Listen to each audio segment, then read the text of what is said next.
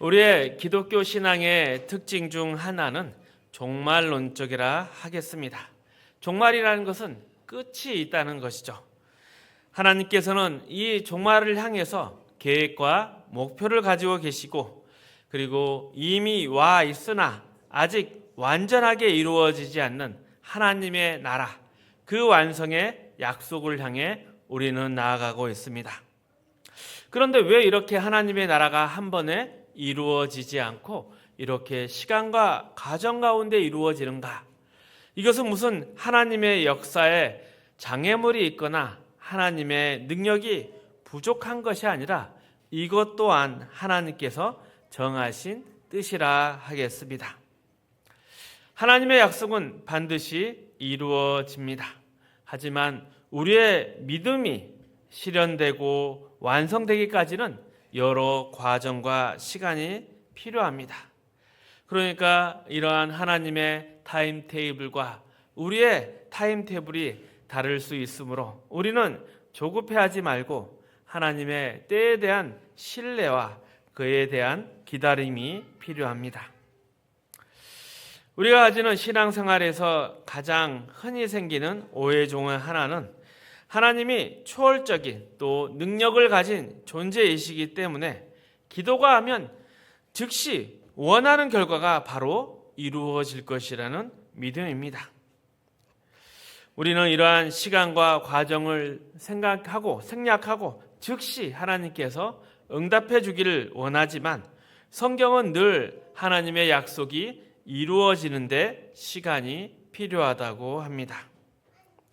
그리고 이것은 능력의 부족이 아니라 우리가 유한한 존재이기에 더 필요한 것입니다. 우리의 신앙의 왕성과 성장의 과정이라는 것이 필요하기 때문에 하나님은 우리를 충분히 온전히 성숙하도록 이 시간을 두고 우리를 대하며 역사하고 계십니다. 그래서 신앙의 본질은 무엇인가라 얻거나 만들어내는 것이 아닙니다. 결론이 아닌 것이죠. 중요한 것은 우리가 하나님께서 원하는 신앙의 인격으로 변화되어 가는 것입니다. 그러니 결과보다는 과정이 더 중요한 것입니다. 그리고 이러한 완성을 위해서 우리는 늘 연습하고 시행착오를 겪으며 성장을 해 나가고 있습니다.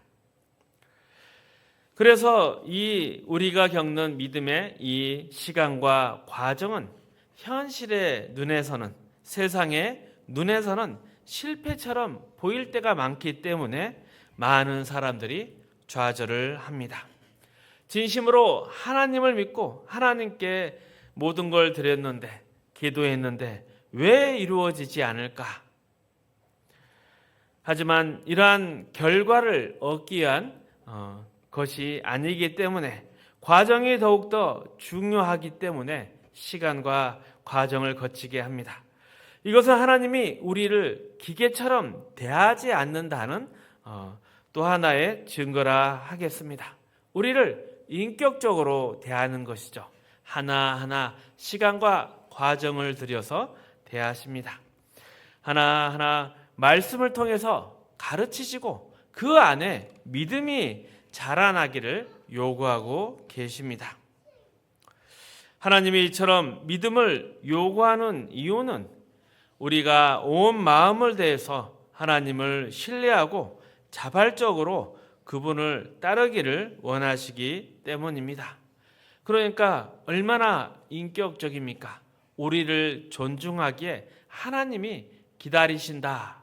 이렇게 생각해 보면 하나님이 참 인격적이다 생각할 수 있습니다. 그래서 신앙은 단순한 주문이 아닙니다. 주문은 외우기만 하면 그 결과가 나타납니다. 하지만 신앙은 끊임없는 하나님과의 인격적인 관계 속에서 성장하는 것입니다. 그리고 신앙이 단순히 열심히 있다고 해서, 진심이 있다고 해서 이루어지는 것도 아닙니다. 신앙에서 아름다운 열매가 맺히길, 결실이 맺히기까지는 그 신앙 인격의 수준이 점점 높아져야 됩니다. 그 수준에 따라서 그에 맞는 열매가 나오는 것입니다. 신앙이 충분히 성숙하지 않는다. 그러면 아무리 노력해도 원활한 결과는 나올 수가 없는 것입니다. 그래서 신앙의 완성, 신앙의 열매라는 것은 단순히 지켰다, 지키지 않았다, 도덕적이다, 아니다, 이런 이분법적인 문제들이 아닙니다. 죄를 지었는지 안 했는지, 율법을 지켰는지 안 지켰는지 이러한 것이 아니라 하나님의 뜻과 내 뜻이 얼마나 같을 수 있는가, 그리고 또 얼마나 다른가, 이런 것들을 아는 것이 훨씬 중요합니다. 그래서 신앙은 자랑이 될 수가 없습니다. 신앙은 순종입니다. 누가 더 하나님의 뜻에 따르는가가 중요하며 그 순종이라는 것은 결코 자신의 자랑이 될 수가 없습니다. 우리가 읽었던 고린도후서 4장 10절의 말씀입니다. 함께 다시 읽어보겠습니다. 우리가 항상 예수의 죽음을 몸에 짊어짐은 예수의 생명이 또한 우리 몸에 나타나게 하려 함이라.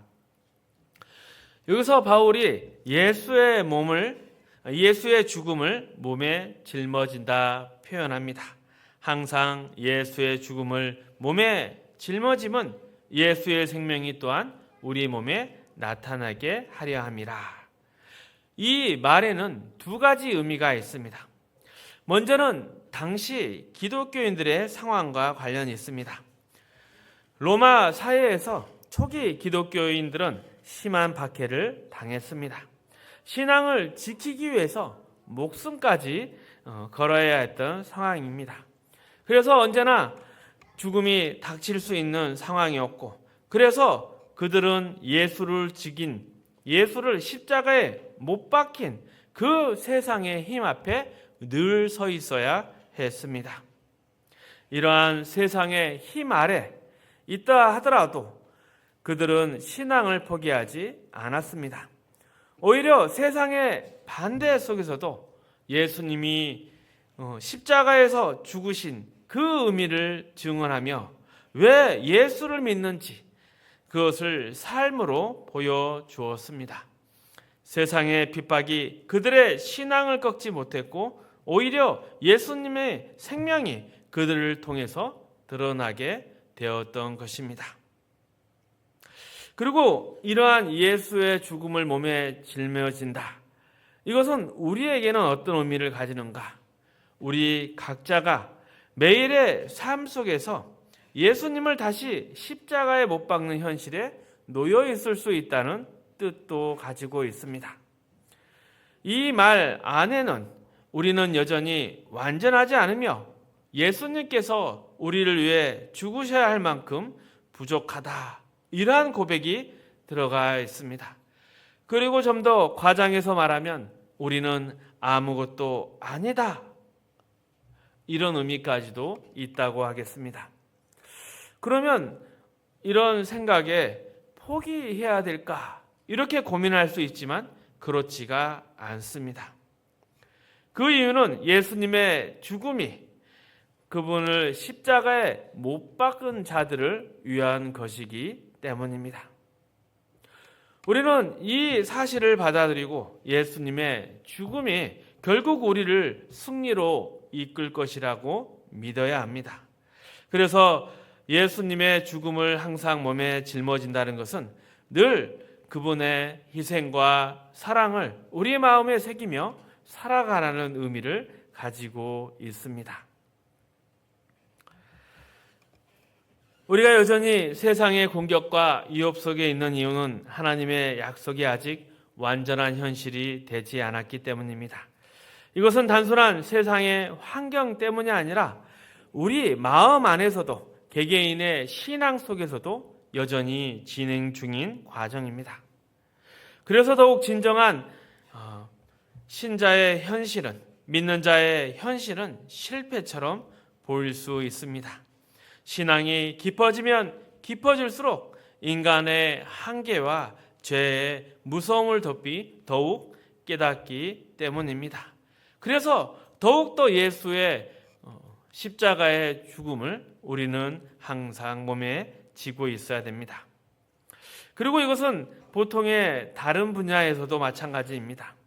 진짜 실력을 가진 사람은 자신의 부족함을 알고 늘 겸손합니다. 반면 경험이 적은 사람은 가능성만 보고 낙관을 합니다. 예를 들어 시험을 본 후 공부를 덜한 학생은 이번엔 잘 본 것 같다 말하지만 공부를 열심히 했던 학생은 늘 망했다라고 합니다. 그래서 성적이 나오고 보면 96점 받은 학생이 실망을 하고 40점 받은 학생은 기뻐하는 상황이 벌어지는 것입니다. 왜냐하면 실력의 고수는 목표가 100점이고 하수는 그저 자신의 기대보다 점수만 높으면 그만이기 때문입니다. 신앙도 비슷합니다. 진정한 하나님의 자녀, 믿는 자는 인간이 얼마나 연약하고 죄가 얼마나 깊은지를 아는 사람입니다. 믿음이 좋다는 것은 자신이 얼마나 대단한지를 아는 것이 아니라 오히려 자신의 한계를 깨닫는 것입니다. 그리고 만약 출발선 없이 결승선만 있다면 그 경주는 무의미합니다. 신앙도 마찬가지입니다. 마라톤에 출발점과 결승점이 있듯이 신앙의 여정에도 이 출발점, 결승점, 그리고 과정이 온전히 다 필요한 것입니다. 그래서 단순히 나는 신앙이 좋다 자랑하는 것이 중요한 것이 아닙니다. 우리는 신앙이 끝난 자리가 아니라 지금 이곳은 과정 속에 있다는 것을 늘 깨닫고 겸손해야 합니다. 물론 믿는 자가 매일매일 자신의 한계를 깨닫는 것은 인간에 대한 절망으로 이어질 수 있습니다. 하지만 이 절망은 하나님 앞에 더욱 무릎 꿇게 하고 은혜로 나아가는 자리로 우리 자신을 밀어내고 있습니다. 이것이 바로 하나님의 은혜로운 간섭이라 하겠습니다. 그리고 이 과정을 거치지 않고는 신앙을 제대로 이해할 수가 없습니다. 우리의 기독교 신앙 중심에는 언제나 십자가가 있습니다. 그런데 그 십자가를 바로 알기 위해서는 늘 인간의 절망도 함께 깨달아야 합니다. 자신이 얼마나 절망적인 존재인지를 모르면 십자가의 진정한 의미도 알 수가 없습니다. 그리고 십자가를 모르는 사람은 오히려 그것을 함부로 대할 수 있습니다. 우리는 예수님께서 이 십자가에서 죽으셨다는 사실을 늘 기억하고 우리의 몸에 짊어져야 하는 것입니다. 그러면 늘 이러한 실패와 절망에 있다고 한다면 빛과 소금의 역할을 해야 된다는 말, 과연 우리가 할 수 있을까? 많은 사람들은 우리의 모습이 더욱 적극적이고 성공적이고 세상에서 빛을 반짝반짝 드러내야 한다고 생각합니다. 모든 사람들이 인정해주는 그런 삶을 살아야 한다. 성경에서도 너희 착한 행실을 보고 너희 빛을 사람 앞에 비추어 하나님께 영광 돌리게 하라. 그러니 착한 행실을 우리가 실천해야 한다는 것도 사실입니다. 하지만 믿는 자가 믿는 자답다, 하나님의 자녀가 하나님답다라는 것은 단순히 도덕적이나 윤리적으로 승리하거나 완벽한 것을 의미하지 않습니다. 중요한 것은 자신의 연약함을 깨닫고 회개하는 것이며 하나님의 은혜를 구하는 것입니다. 그래서 자신의 부족함을 인정하는 것이야말로 참된 신앙의 시작이라 하겠습니다. 고린도후서 4장 7절의 말씀입니다. 우리 함께 읽어보겠습니다.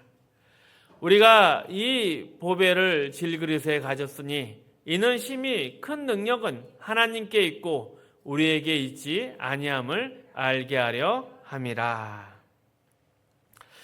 여기서 신앙이 좋다는 것은 마치 질그릇이 깨져서 그 안에 담긴 보물이 드러나는 것과 같다고 말합니다. 신앙적인 실천이 중요한 것은 맞지만 그것이 우리의 노력이나 의지로 이루어지는 것이 아닙니다. 오히려 나라는 자신이 깨어질 때, 자기 부인이 될 때 그 안에서 그리스도가 드러나는 것입니다. 신앙의 성장이 내가 점점 더 강해지는 것이 아니라 내가 점점 더 사라지고 그리스도만이 드러나는 과정입니다.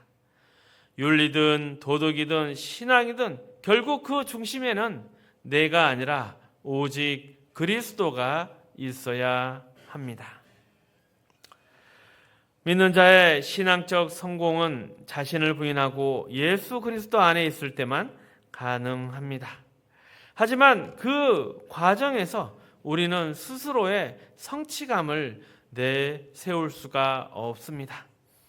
오히려 나는 죽고 예수 안에 묻혀있다 고백하는 것이 더 정확할지 모릅니다. 우리의 부족함과 절망을 깨달을 때 우리는 예수 그리스도의 십자가의 의미와 하나님의 사랑과 은혜를 깨달을 수 있습니다. 그리고 그 은혜가 왜 계속해서 필요하는지도 깨닫게 됩니다. 이런 자기 부인 속에 우리는 드디어 자유롭게 될 것입니다. 우리의 자존심이나 세상을 향한 증오, 세상 그 방법대로 갔을 때 우리가 맞닥뜨려야 될 죄와 사망의 그 결과들, 이러한 모든 것에서 벗어날 수 있습니다. 그리고 그때야 비로소 우리는 빛이 되어서 이웃을 사랑하고 심지어 성경에서 말하는 원수까지 사랑하는 자리로 나아갈 수가 있습니다. 이처럼 신앙의 길에서 우리는 매일 자신의 죽음과 절망을 대면해야 합니다. 그 절망이 그러나 자포자기나 자멸로 가는 것이 아니라 우리가 예수 그리스도 안에 있기에 다른 사람이 보기에는 마치 그리스도와 함께 서 있는 것처럼 보이는 것입니다. 이것이 바로 신앙의 비밀이며 참된 빛과 소금의 자리로 나아가는 길입니다. 그래서 신앙은 나는 하는데 너는 왜 못하느냐, 이런 식의 비교가 될 수가 없습니다. 신앙은 방법의 문제가 아니라 하나님 앞에서 자신을 이해하고 포기하는 과정입니다. 성경에서도 누구든지 나를 따르려거든 자기를 부인하고 자기 십자가를 지고 나를 따르라 하였습니다. 신앙은 늘 이 말씀을 실천하는 훈련입니다.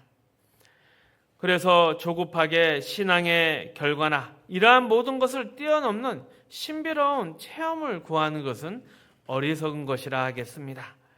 신앙의 승리나 완성이 내가 죽고 내가 그리스도 안에서 발견되는 싸움이기 때문입니다. 내가 죽지 않고 하나님께 무엇인가 받아내려는 태도로는 절대 신앙의 길을 갈 수가 없습니다. 늘 질그릇이 깨져야 합니다. 그 질그릇을 겉만 번지르하게 꾸미면 무슨 소용이 있겠습니까? 금을 입히거나 화려한 장식을 더한다고 해서 이 질그릇의 본질이 바뀌는 것이 아닙니다. 이 질그릇이 반드시 깨져야 하는 것입니다. 그 깨짐이 우리에게 절망으로 다가올 수 있지만 그것은 하나님이 우리를 뭔가 쓸모있는 것으로 만드는 과정이 아니라 우리 자체를 하나님의 뜻 안에서 새롭게 만드시는구나, 이러한 것을 깨달아야 되는 것입니다. 내가 부인되고 하나님 안에서 온전히 세워지는 것이 신앙이라 하겠습니다. 그리고 하나님께서도 믿는 자를 단순히 유용한 존재로 만들려고 하는 것이 아닙니다. 신앙 좋은 사람이 되라고 하는 것도 우리를 뭔가 부려먹고 써먹기 위해서가 아닙니다. 하나님의 목적은 우리 각자를 온전히 하나님의 자녀로 만드시는 데 목적이 있습니다. 그래서 신앙은 좋은 사람이 되어서 하나님께 쓰임 받는 것이 목적이 아닙니다. 하나님께서 원하시는 것은 바로 우리 자체, 우리 존재 완성이라 하겠습니다. 그래서 우리는 이 삶을 충실하게 살아가야 합니다. 만약 우리가 하나님께 쓸모있는 사람이 되어야 한다 식으로 우리의 신앙생활을 한다면 이 시간은 무의미하고 아깝게 느껴질 수 있습니다. 그래서 더욱 빨리 완성되고 싶어하며 조급해할 것입니다. 하지만 하나님이 원하시는 것이 우리의 존재 자체라면 어찌 보면 시간이 오래 걸리는 것이 더 좋을 수 있습니다. 신앙이 깊어지고 넓어지는 과정이 길면 길수록 더 크고 온전한 사람이 될 수 있기 때문입니다. 그리고 한번 생각해 보십시오. 우리가 왜 하나님께 쓸모있는 존재가 되겠다고 하는지. 성경 어디에도 하나님이 힘이 없구나, 하나님이 할 일이 많아서 우리가 도와드려야 한다고 말씀하지 않습니다. 마치 하나님이 바쁘시고 또 우리가 정신 차린 순서대로 나가서 뭔가 일을 해야 된다고 생각하는 것은 큰 오해입니다. 이러한 것을 성경에서 찾아보면 대표적인 예가 바로 모세입니다. 모세가 없었다면 과연 출애굽이 불가능했을까? 그렇지가 않습니다. 하나님께서는 모세를 택하시고 그를 준비시키셨습니다. 잘 아시다시피 모세는 처음부터 믿음이 강한 사람이 아니었습니다. 그는 하나님의 부르심을 거부했고 어찌 보면 억지로 사역에 끌려갔습니다. 그리고 처음에 마음은 보십시오. 내가 뭐라고 했습니까? 이런 변명 같은 말만 반복했습니다. 그렇다면 우리가 아는 훌륭한 모세는 언제 나타났습니까?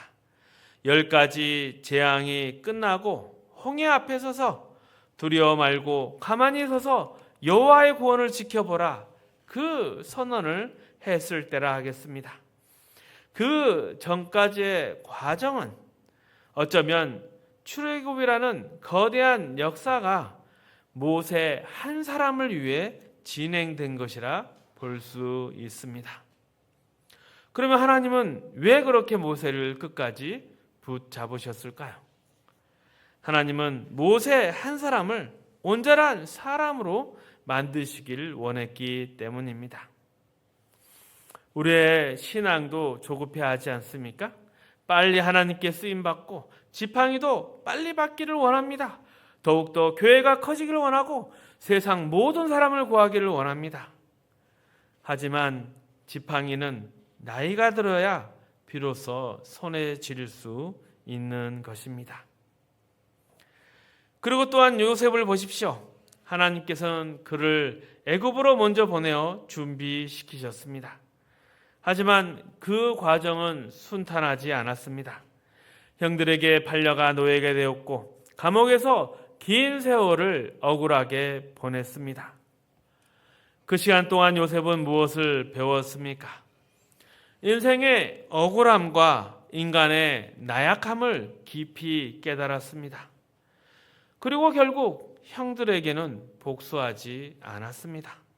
오히려 그들을 용서하며 원망하는 말조차 하지 않았습니다. 이것을 보면 하나님은 그 오랜 세월 동안 하나님이 아무것도 하지 않은 것이 아닙니다. 하나님이 그런 성숙한 요셉을 만들고 계셨습니다. 특히 시편 105편을 보면 요셉이 겪은 고통이 얼마나 큰지 알 수 있습니다. 혼비 백산했다, 이런 말이 어울릴 정도로 그는 극한의 고통을 경험했습니다. 쇠사슬에 몸이 묶여 있는 게 아니라 이 쇠사슬에 그의 영혼이 묶인, 그의 영혼을 꿰뚫은 그런 시간이었습니다. 하나님께서는 요셉을 애굽의 총리로 또 이스라엘의 든든한 보호자로 세우기 전에 이러한 고된 훈련을 시키셨습니다. 여러분의 삶과 신앙을 한번 돌아보십시오. 여러분이 기도했던 대로 잘 걸어가고 있다고 느껴집니까? 아니면 오히려 반대로 가고 있다고 생각되지는 않습니까? 모세도 요셉도 매일같이 이 고민을 했습니다. 모세는 자신이 히브리라는 사실을 알고 자기 백성을 위해 애굽의 관리까지 죽일 정도로 열심을 냈습니다. 하지만 하나님께서는 그를 외면하고 그를 미디안 광야로 도망치게 해서 40년 동안 목동 생활을 하게 했습니다. 애굽의 왕자로 자랐던 모세는 자신의 민족을 위해 큰 일을 할 거라 생각했지만 긴 시간 현실은 양을 치며 늙어갔습니다.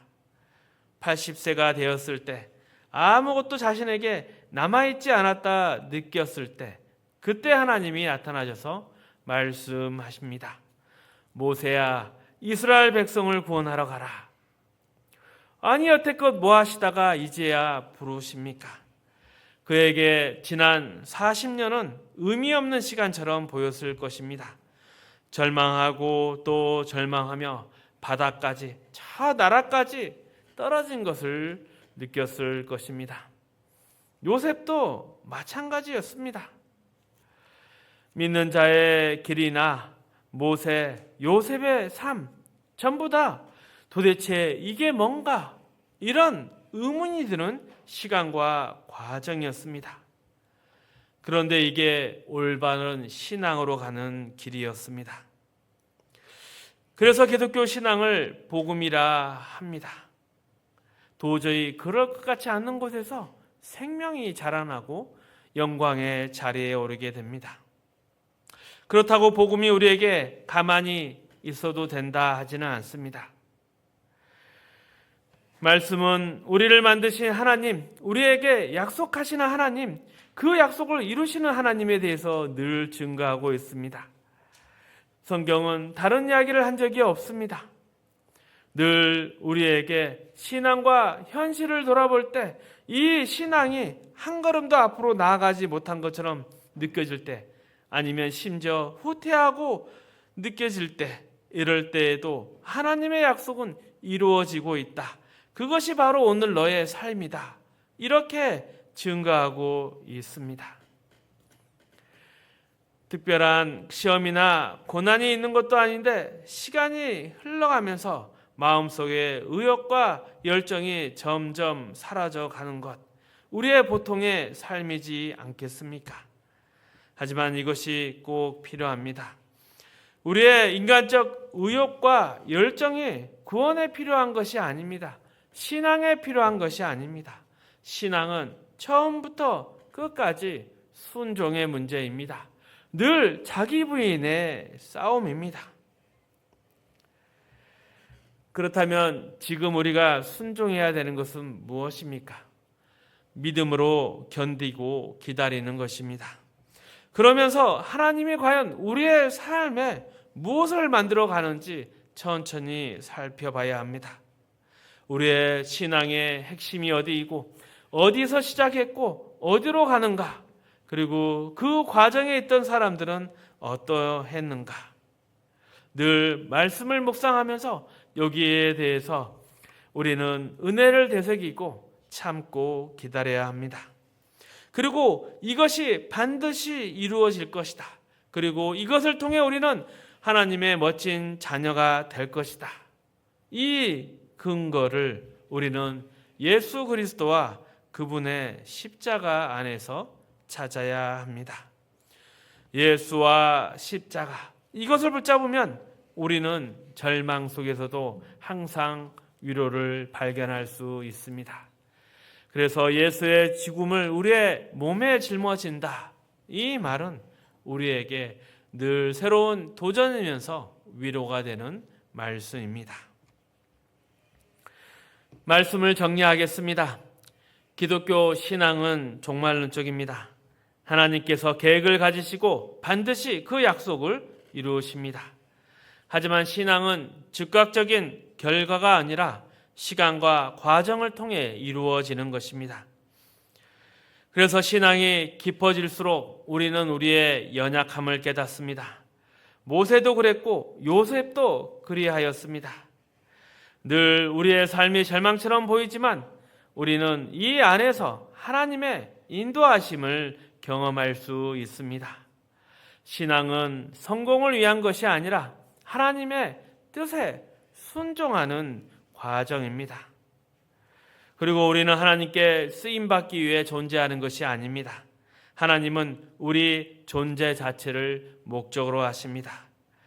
그래서 우리는 조급해하지 말고 인내하며 하나님의 계획을 신뢰해야 합니다. 이 신앙의 핵심을 붙잡을 때 내가 이 근거가 아니라 예수 그리스도가 근거라는 것을 늘 확인해야 합니다. 나는 죽고 예수님이 살아계신다. 이러한 고백이 있을 때 우리는 진정한 영광의 자리까지 나아가게 될 것입니다. 우리가 매일매일 깨질 때 오히려 하나님의 능력이 드러날 것입니다. 그래서 오늘 또 하나님을 신뢰하며 믿음으로 걸어가실 수 있기를 축복합니다.